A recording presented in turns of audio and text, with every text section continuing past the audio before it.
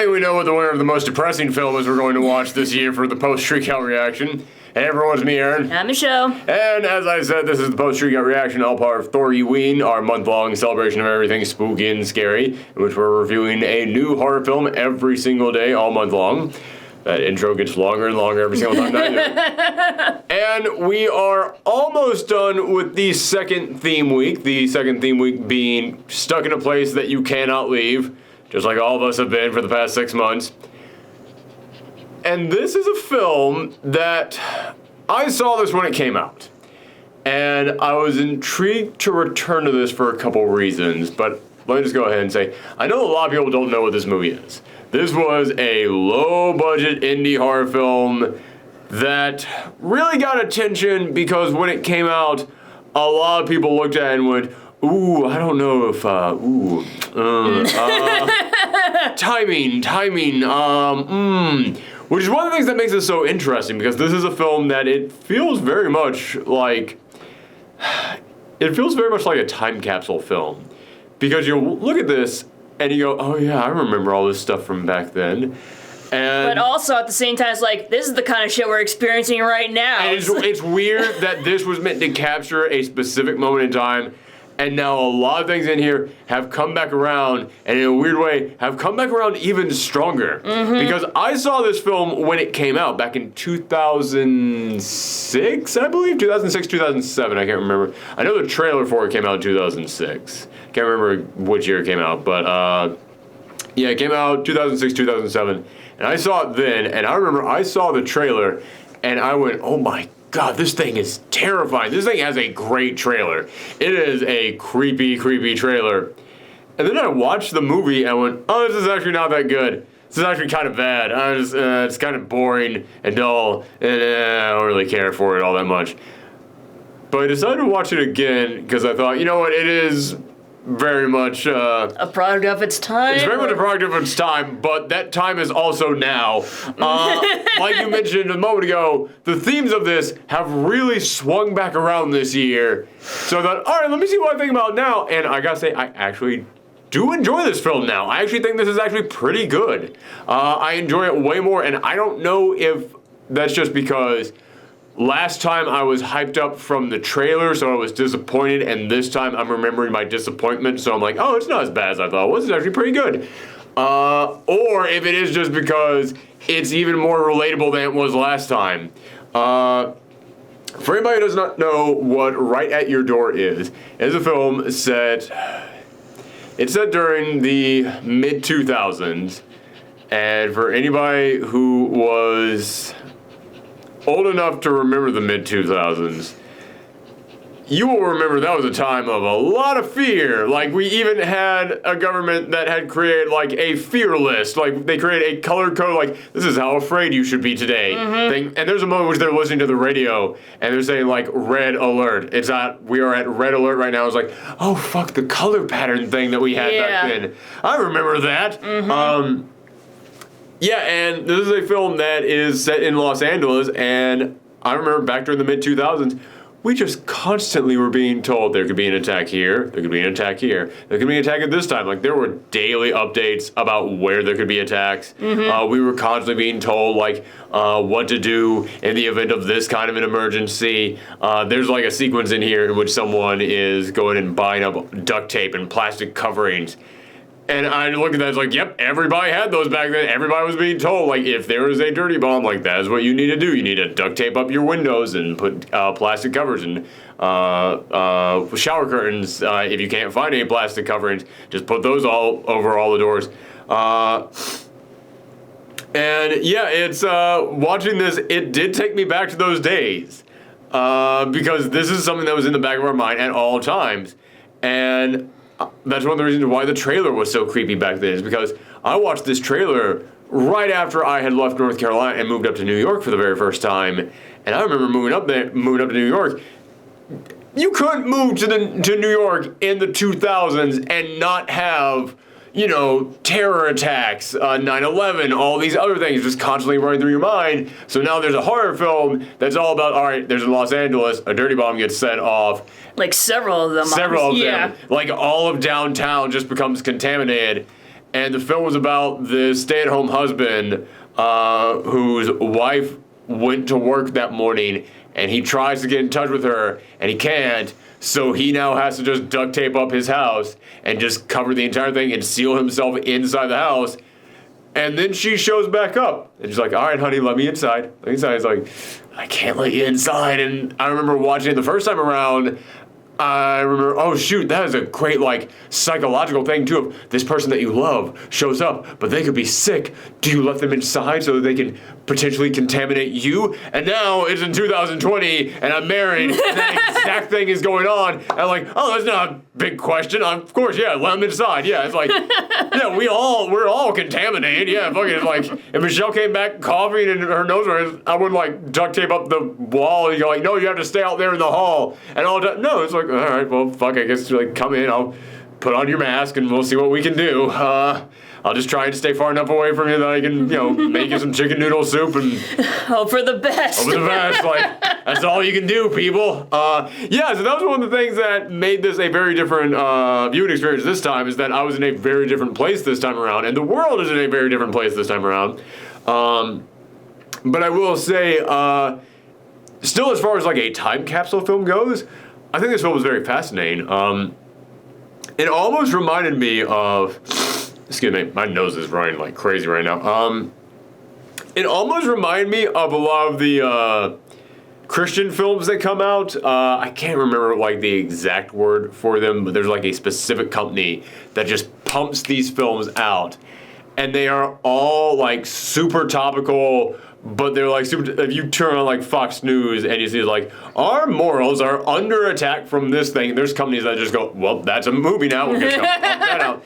It feels like one of those films because it came out at this specific time. And it was we're just going to cover every single thing that everyone on the news is talking about right now and turn it into a movie. God, what are those films called? There were no there was no religious impliement. No, there's none of that in there. I'm just saying a lot of those. It's something flicks. I can't remember what the company is called, but it's something flicks. But yeah, they make films specifically where the answer is always Jesus. But they pump out 5 films every single year. And every single film is just, here's things that people are upset about on the news. Take all those issues, turn into a movie. This feels like someone went, let's just turn on the news, take everything that people are upset about, turn into a movie. But this is your first time watching this. How did you feel about this film? Extremely anxious during the first half. Yeah, there's a lot, man. This is a tense first half of this film. It dies down, this is something that it's been, 13 years since I saw this thing. I forgot how much it dies down in the second half, which I think is why I didn't really care for it that much the first time around. Because if you watch the trailer, it looks like that tension is going to last throughout the entire film. But no, halfway through the film, everything just kind of dies down. I'll get back to your thoughts in just a second, but just for what I'm talking about. Yeah, in the trailer, it shows his wife shows up and she wants to get inside, and the trailer makes it look like she's almost gonna be the monster of the film, just trying to break in through the windows, and he has to keep taping up the walls, and oh my goodness, this is turning these two people against each other, and she's getting in there, she's gonna infect him, and oh my goodness. She does get really pissed off at one point and does break the glass at one point, but then after that, they kind of come to all right, here's what's gonna happen. I'm going to tape up the bedroom. And there's a door in the bedroom that leads into the outside. I'm going to tape it up. You'll be able to come in and come into the bedroom. You just won't be able to come into the hall. And now the two of them are kind of inside. They're just separated. They're just having conversations with each other. And yeah, it's not nearly as tense then. It actually, I think that's why I didn't really care for it as much the first time. As I was like, well, where's all the tension gone? But looking at it this time, it's no, it's actually kind of sweet. It's actually kind of has some emotional moments in there. And I think your perspective has changed a lot because now you're married. So yes. It's what would you do in this situation? Would you do the same thing or something different? Like I said, we are living in a similar situation, and we live. I'm not infected though, so you don't have to worry about that. That's the thing about this. By the way, public service announcement, everybody out there. To anybody out there who's well, I'm not sick, so I don't need to wear a mask. They've done studies, and roughly 50% of the people who are infected don't know they're infected because they show no symptoms of it. That's why everyone has to wear a mask no matter what. Even if you feel fine, you could still be sick. You could be super contagious and you're still like 3 days away from actually experiencing any symptoms of it. That's why everyone has to wear a mask. For the love of God, this has been explained over and over again for 6 months now. You shouldn't need a random YouTuber who just makes an idiot out of himself on a regular basis up here to come in here and explain that. But yeah, it's one of those things where, like I said, it's not like we stopped going outside during the pandemic because we still had to get groceries and stuff. We stopped going, to like movies and all those things. Yeah, we're not taking the subway anymore. Not taking the subway, but we do have to still go out there and get supplies, groceries. Dog. Have to walk the dog. So there is always that threat of like, we're going to come back and we're now going to have something. And it's not like the two of us are like separating each other into like different rooms. We're sitting right next to each other right now. So it did make me look at this and go like, yeah, I don't really feel that tension that I felt the first time. Like, oh, what would you do in this situation? Because I know what I would do in this situation. Like, fucking man, just let her inside. Yeah, just let her inside. But I looked at this and went, oh, that's actually a much smarter idea of what he's doing of like taping up this part of the house. So that's actually kind of smart. Also, there's another character in here that we haven't really talked about yet. There's a handyman who was working on the house next door when all this went down, and he comes into his house and says, listen, I'm not going to be able to get anywhere in time. And I'm not going to be able to reach my family in time. I'm not going to be able to do any of this stuff. You're the only person who I can go to right now to let me into their house. And so he agrees and he decides to let him in there. And this guy, I like him, but they keep forgetting this dude is there. Yeah. They keep forgetting he's there until like he has to kind of like serve the plot a little bit. And it's a shame because whenever you get little bits of information on him, you can tell that he's suffering too, and like he's got a wife and all these things. Yeah, it's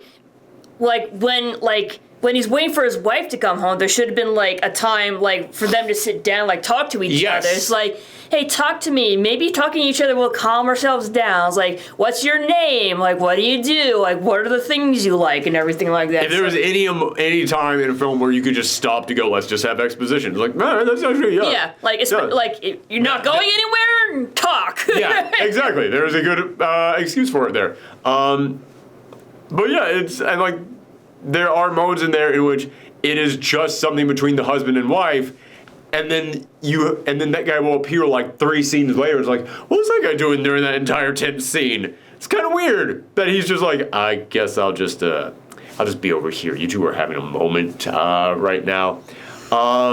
Like they like bond over the fact that they both have a wife that they care about. It's like he would him is like, what would you do in this situation or something like that? Like this guy. The handyman has a wife that he can't get in touch with, and this guy, he knows his wife is there, but she can't come inside because she's infected. And it's like, it seems like this guy might have 2 cents to throw out there about the situation, about like what he might do in there. It's like, yeah, there should be way more talking between these guys. But I did still like him in here. In fact, I think he might actually be the best actor in the entire film. There's another character in here that doesn't really serve much of a purpose. He is there to be stakes. He is there to be things for the audience to be concerned about. He is there also just to show our protagonists are good people, everyone. I know exactly who you're talking about. Should we, Go for it, yeah. All right. It's a little boy named Timmy. They picked the most sweet, wholesome, gee golly willikers name for this kid. I just think of Timmy from Lassie always getting into trouble, and Lassie's like, you stupid little kid. Why do you always have to do this? Again, it's because Timmy is the go-to name for sweet, wholesome, innocent kid. And I just kept looking at oh Timmy fell down the well. Go get help, Lassie. Yeah, and this little kid, he pops up originally in there, and originally he is only, the very first scene that you see him in, he is only there so that our protagonist, while he's driving around concerned about his wife, can see this kid there. Then he runs over to the kid. He's like, hey, what's wrong? And what's wrong? And it's like, my parents aren't home. And okay, we'll just go.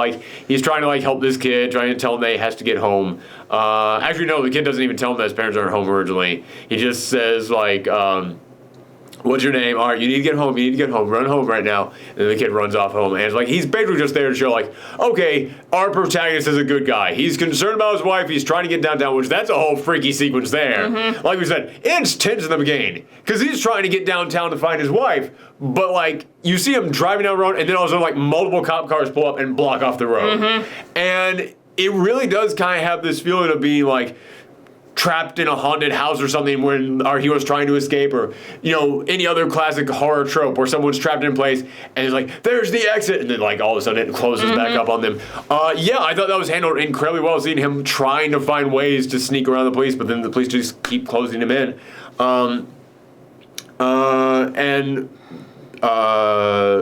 that whole sequence there during that where he's trying to get downtown, where he gets a hole in one of his tires. He pulls up to a hardware store and goes in there looking for anything to patch it up.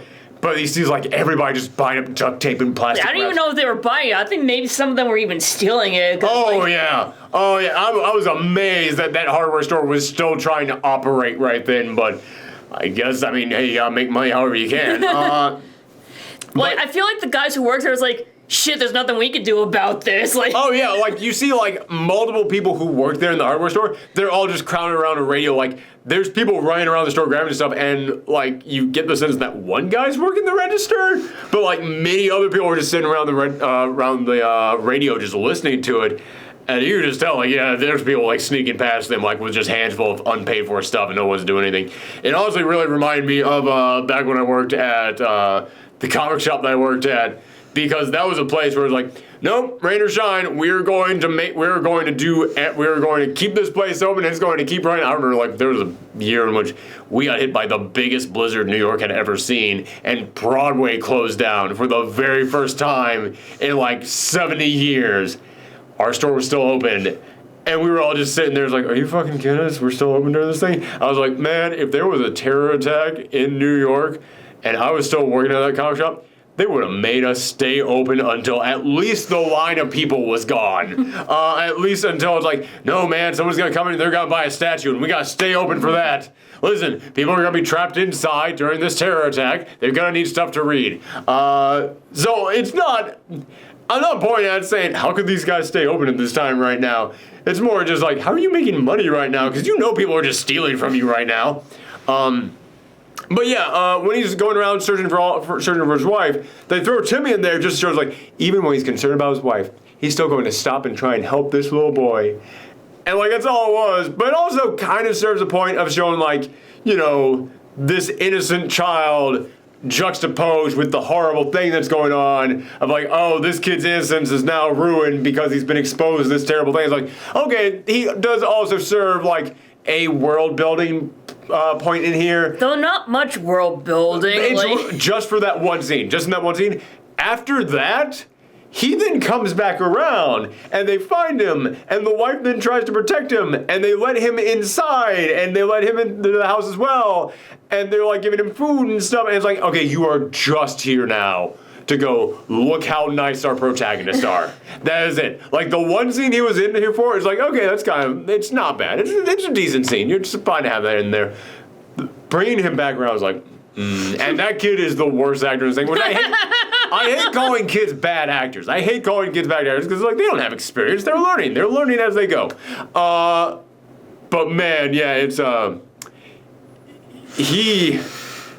they couldn't even get this kid to cough. Because if you'll notice, like, the wife, every now and again, the wife would go, like, 10 minutes looking totally fine, not coughing or anything at all. It's like, oh yeah, I forgot I'm supposed to be sick right now. The kid, like, seemed absolutely fine 100% of the time. He seemed 100% fine. Well, he's got the immunity gene that's going to save the world. So you got to save Timmy. He's the only one that can fight off this infection. He is the cure. He is the cure. Yeah, it's the kid, when he comes back around, it's like, oh, you are just doing this to make us like our protagonist more. But we kind of already like the protagonist. I think the protagonists are... when I say protagonist, I don't just mean the stay-at-home husband guy. I also mean, like, the wife. Yeah. Yeah, when she comes back, she becomes a much larger character. In fact, I would say we get, maybe in the second half of this film, we get more info on her than we do on the husband. Because there's moments where her family is calling, And the most you get on the husband's family is there's a moment in which someone is calling and he looks at it and he refuses to answer, and the handyman is like, "Aren't you going to answer that?" And he goes, "I left my family behind. The only person I care about right now is in that other room right now." I was like, okay, that's fine. That's also a good excuse to not need to give any more information on our protagonist. But the wife, she gets phone calls from her family and everything. And I actually really enjoyed those sequences of her having to talk to her family. Mm-hmm. I thought those were some really emotional moments in here. I've been hogging this whole conversation. Anything you want to add in there? I don't know what to say. I mean, you pretty much... I've kind of been going all over on this. I apologize. But yeah, it's like... My anxiety was like through the roof in the beginning, so... Really? Why do you think that is? Is it because of... Do you think it's because the film was that good? Or do you think it's just like, it was making you think of things? It was making me think of things, but it's like, you know, like flashbacks to 9/11 and all that. But also like, what would I do in this situation? Like... Yeah, I think that good... Like I said, I did not really care for this film the first time I saw it, but now that I watch it again, I'm like, actually, this is pretty decent.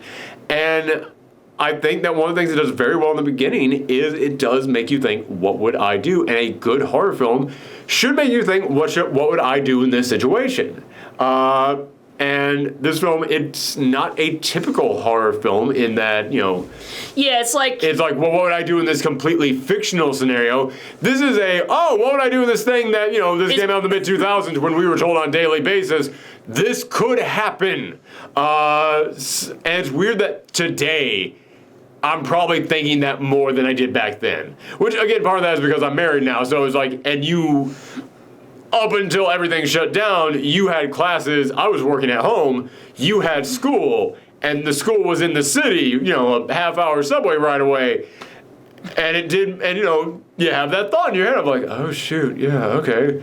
Would I go into the city try and like find my wife right now? Or would I just like, what would happen if I went into the city and she was on her way back and now I'm the one stuck in the city? Like, oh god, yeah, it makes you think about a bunch of different things in there.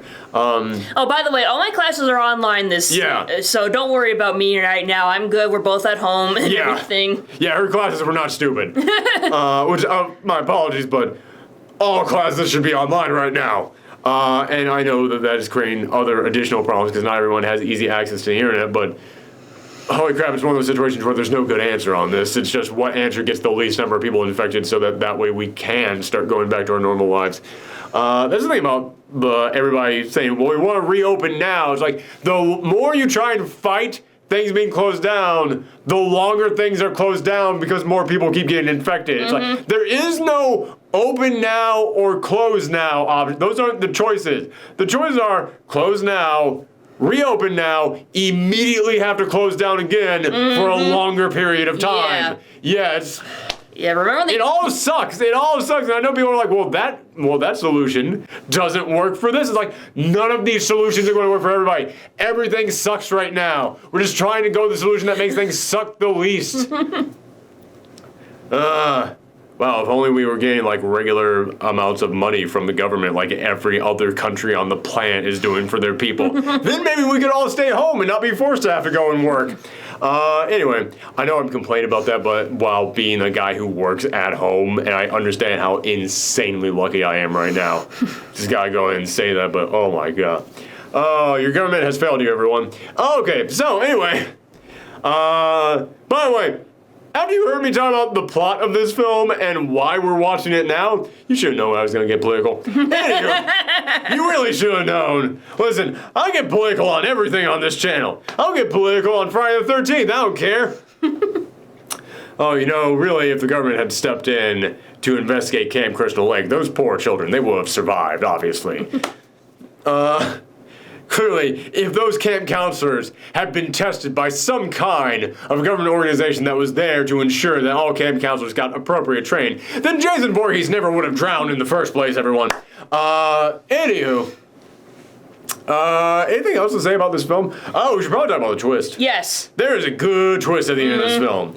And even when I disliked this the first time that I watched it, I do remember kind of being blown away by that ending. So if anybody wants to check this out, not sure why you would at this particular time in our history, but if you do want to check this out, tune out now. It's like, I don't, like, I don't know if there will ever be a good time to, like, watch this movie, because, like, who knows how fucked up the future might be. Between 2012 and 2013, I think we were far enough away from September 11th without having the fears of all the new shit that was coming. Like, I think you had that 1 year where I was like, all right, maybe I'll watch this right now. We're gonna have like another 5 years or something at least before it's okay to watch this again.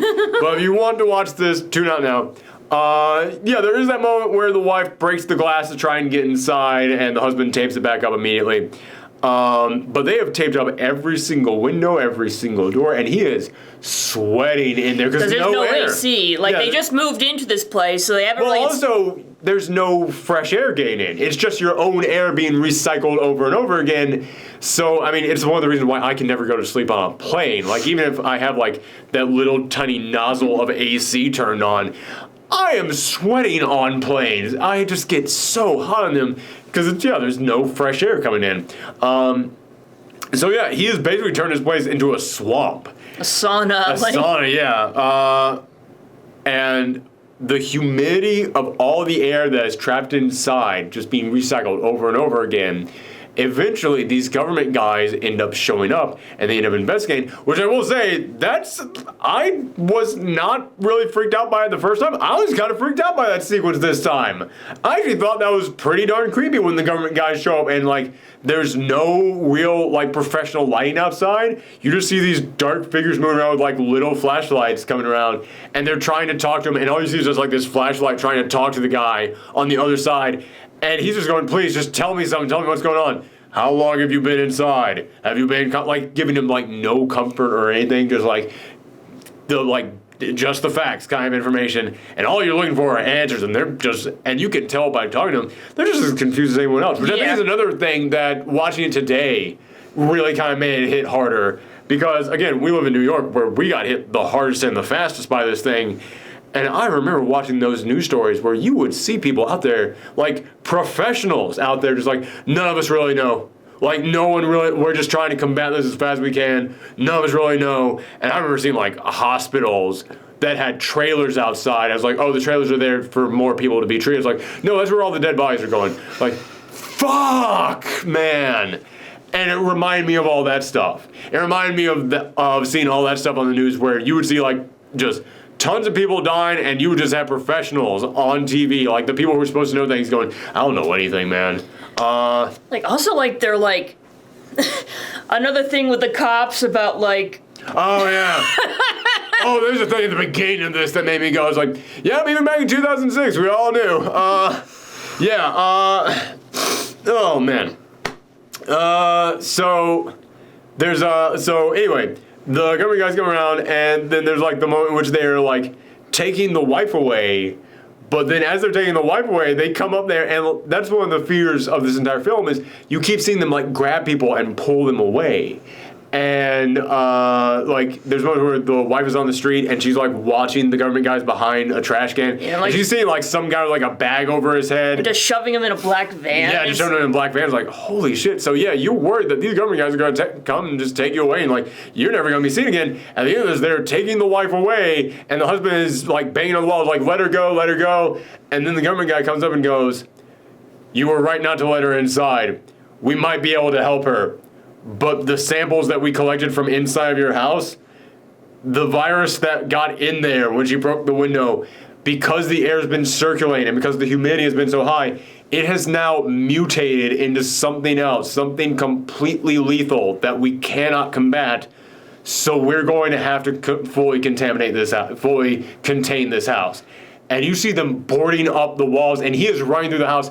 And he keeps, like, running towards a window to try and break out, and all of a sudden they put up a big board of wood and start hammering on that one. He goes up to a door, and he rips the door off, and there's just a big wall of wood that they have boarded up. And they are slowly, like, just turning this house into a tomb and just keeping him inside, and they're pumping toxic gas inside to kill him. And then at the end of this, the husband, who did everything he could to avoid this toxic chemical, he died because the little bit that got inside mutated inside. And now the government came in and gassed him, but then you see the wife with the government guys in the van that they were trying to put her in, and they're just, like, giving her all this medicine and stuff and just saying, like, all right, you might be able to survive. Just be thankful that you didn't go inside that house. It's like, that's a pretty damn good twist. I remember you were like shook by that twist. Although it kind of made me realize, like, the wife actually ended up murdering her husband because she was the one who broke the window. And like even when I saw that, it was like, shit, no, what the fuck are you doing? Like, it is oh, you mean when she did that? Well, yeah. Like, cause like if I were in that situation, I'd just like stay outside or something like that. I wouldn't want to risk your life or anything like that. Well, if you're thinking logically, yes. If you're thinking logically, any of us would do that. But she just survived a giant bomb explosion. She had a hand fly through her window. She's being told, yeah, you're going to die out there. You're being exposed to a toxic thing. And your husband's the one saying, like, I can't let you inside and get away from all that stuff. I can understand, like, someone not being in their right mind during that. That's what it is. I guess no one knows how they're going to react in a situation like that until they're in a situation like that.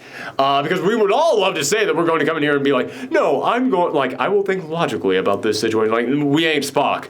We are human animals that are just loaded with chemicals in our brains and instincts and survival instincts, and they will take over at specific times when you don't want them to.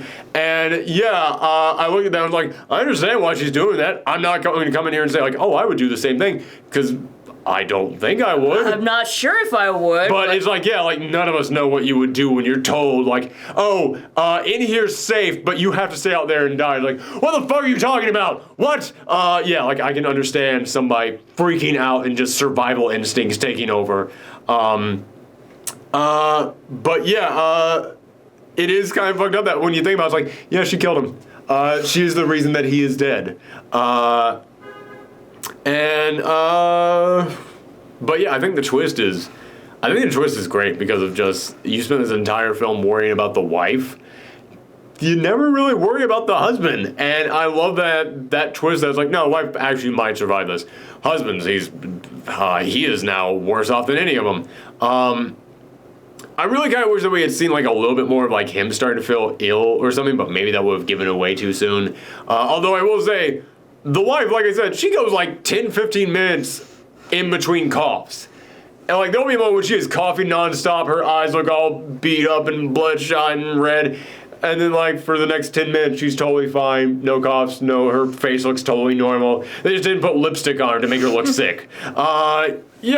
So there's a little bit some inconsistencies there, but I did really enjoy this film this second time watching it. It is surprising to me that I returned to this thing. Knowing I didn't really enjoy it the first time, but actually expecting to like it less this time because I went, I now have experience in this guy's situation of being married with someone while we're both surrounded by a toxic chemical that could kill us all. I was like, I know what to do in this situation, just let him in. I'm like, I actually kind of enjoy this more. Like, I could actually understand these people a little bit more right now. I could actually connect with this situation a little bit more. And it might just be because of the situation that we're all in.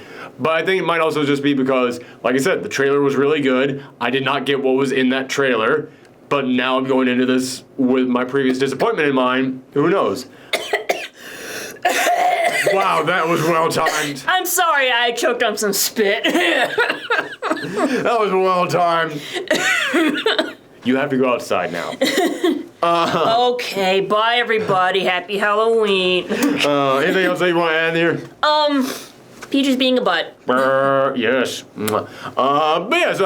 So I know I mostly talked about how did you enjoy it? You talked about being tense in the beginning. Yeah. But like later on, it's like more of a, oh shit, what would I do in this situation? So it's like not like as anxiety inducing, but it's like still makes you wonder. Yeah. Like still. It definitely is a psychological thing. Yeah, it's definitely a psychological horror. But like, I'm kind of like disappointed that like the minor characters didn't really have more impact. There's a minor character I completely forgot to mention in here, which is there's at one moment some guy shows up to the house, and it's some guy who works with the wife, like Roy or Ron or something like that. And all of a sudden, there seems to be like this moment of like the husband being like jealous, or like it's kind of implied that like the husband is concerned about the wife maybe cheating on him with his other. It's like, no, you're not gonna go out with that guy. And you can tell it's not just, it's dangerous out there. You need to stay here. Because the guy shows up and is like, there might be some help over at this hospital. I'm gonna go over there. I just want to see if you were safe and if we could go over there. It's kind of implied from the way the husband is talking that's like, he's kind of like jealous of this other guy. Like he's concerned, or what the hell is the word of like when you're nervous that your spouse might cheat on you with someone else. Like he's being overprotective. Overprotective, yes. Like it's not even that, but I mean, it's definitely like a competitive thing at that point of like, no, I'm the one who's going to protect you, not guy from your workplace who you make googly eyes at. Like, it's definitely got that tone to it. It's like, we do not need that right now. That is not something that this film needs at all. There's also like the whole thing about like fuck the news is lying to us, sort of like ordeal. It's like that I actually kind of like enjoyed like the every time that the wife's family called her up, I was like, okay, every single one of them acts like they have the correct answers. They're like, okay, well, according to the news, you just have to do this. And like, she talks to her mom, she talks to her brother. Both of them have the exact same. Well, in the news, it said do this, and she's like, listen, that's not what is happening right now. Like having to tell them like it is not what the news is saying it is. And I actually kind of enjoyed that stuff in there. I will say there's another moment in here that I really liked where the handyman from next door, he says, like, I have to go and find my wife. No matter how bad it is, I've been trying to contact her all this time. I have to go and try and find her. And there's a moment in which you just see him walking outside, and he's got, like, just his shirt tied around his face. And it's really a great image, because you never find out what happens to him. Mm-hmm. And I really enjoyed that, hello, flying around my face. I really enjoyed the, God, I am forgetting all the words today. But I really enjoyed how that was left open because, yeah, that's far more haunting when you don't know what happens to him. And the audience just has to wonder about that.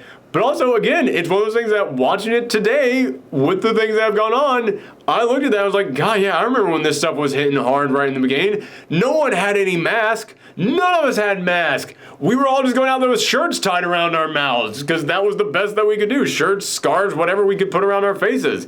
Yeah, it just made me look at that and go, yeah, that's a level of connection that I have to this film that I did not have before. Anything else you want to add? I don't think so. I think we're pretty good. Yeah. But yeah, right at your door, shockingly better than I remembered it being, but again, that could just be because it's still pretty topical. It caught up with the times. But yeah, thank you guys very much for tuning in. We only have one more day in the Stuck in a Place and You Can't Leave collection.